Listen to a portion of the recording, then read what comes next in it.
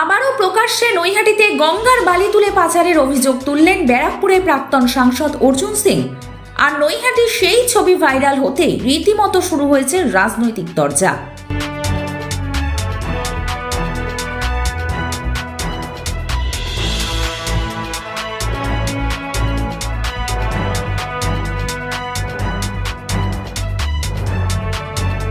গঙ্গা থেকে বালি তুলে পাচারের ঘটনায় সরগরম নৈহাটি। প্রকাশ্যে পকল্যান্ড দিয়ে নৈহাটির সাহাপাড়া লাগোয়া গঙ্গার পাড় থেকে দেদার বালি তুলে পাচারের কাজ চলছে। আর এই ছবি টুইট করেছেন ব্যারাকপুরের প্রাক্তন সাংসদ অর্জুন সিং। আর এই নিয়েই শুরু হয়েছে রাজনৈতিক তরজা। এ বিষয়ে ঠিক কি বললেন অর্জুন সিং, একবার শুনবো। ব্যানার্জি দলের লোকেরা, মমতা ব্যানার্জির নেতৃত্বরা, মানে তাদের হজম করা ক্ষমতা অনেক বেশি আছে। বালি, পাথর, রোড, পুকুর, চাকরি, গাছ সবটাই হজম করে নিয়েছে।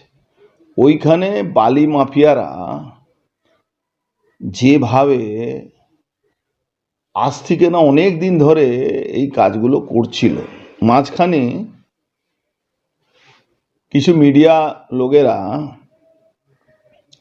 ওখানে একটা স্টিং অপারেশন করেছিল, কতগুলো গাড়িতে বালি চুরি হচ্ছিল।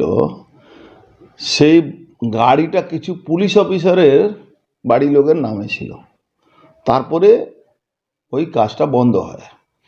আবার সামনে ইলেকশন এসছে, এক মথুরা বিলের পুরো মাটি বেহাল তবিয়তে এই পার্থভূমিকে নেতৃত্বে ওখানে চুরি হয়ে বিক্রি হচ্ছে। ওখানকার যে যারা চাষ করেন, মাছ চাষ করেন, তাদের অবস্থা আপনারা জানেন কি অবস্থা হয়ে গেছে। মথুরা বিলের কাজটাই তো মাছ চাষ করার জন্য, যারা চাষি ছিলেন, মাছ চাষ যারা করতেন তাদের জন্য ওই মথুরা বিলটা তৈরি হয়েছিল। ওখানে সিপিএম জামানায় প্রায় 700-700-র উপরে অফিসিয়ালি ছিল যারা মাছ চাষ করত। তাদেরকে বলতে গেলে গভর্নমেন্ট দিয়েছিল, তারা নিজের ওই মাছ চাষ করেই রোজগার করতো। সিপিএম জামানাকার কথা বলছে। আজকে ওখানকার অবস্থা দেখুন কি হয়েছে।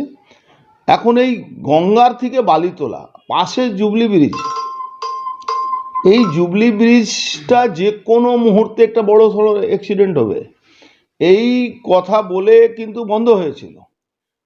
হঠাৎ শুনলাম কি নৈহাটি উৎসতে নাকি ও ফাইন্যান্স করেছে অ্যাডভান্স, কি আমাকে বালি তুলতে দিতে হবে, যে বালি মাফিয়া ওখানে আছে। এবার ওদের মধ্যেই খাওয়া খাই, তৃণমূলে একটা অংশ পাচ্ছে, একটা অংশ পাচ্ছে না। তারাই ছবিগুলো তুলে পাঠিয়েছে। তারপরে আমরা এই ছবিগুলো সততা আমরা যাচাই করি, সত্যি আছে কি না আছে। দেখলাম আমরা সঠিক আছে। নৈহাটিটা একদম ক্রিমিনাল, গুন্ডা, পুলিশ আর পার্থভূমিক এরা মিলেজুলে যে লুট চালাচ্ছে, কত এদের পয়সা চাই, কত এদের টাকা চাই, মানে এটা একটা বড় প্রশ্ন হয়ে গেছে। তবে এই ঘটনার সামনে আসতেই নৈহাটির বিধায়ক সনদ দে পুলিশ প্রশাসনকে সঙ্গে নিয়ে ঘটনাস্থল পরিদর্শনের পর সাংবাদিক মহলে কি জানালেন বিধায়ক, একবার শুনে নেব। কোথায় কপাল খারাপ যে একটা কুলাঙ্গার বারাকপুরের সাংসদ হয়েছিল। কুলাঙ্গারটা সে তার বারাকপুরের এলাকা চেনে না, কোথায় জুবলি ব্রিজ আর কোন জায়গার ঘটনাও। ওর যে ক্যামেরাম্যান ছিল সে সুন্দরভাবে ক্যামেরাটা তুলেছে। কোথাও বালি উঠছে না, কোথাও মাটি উঠছে না।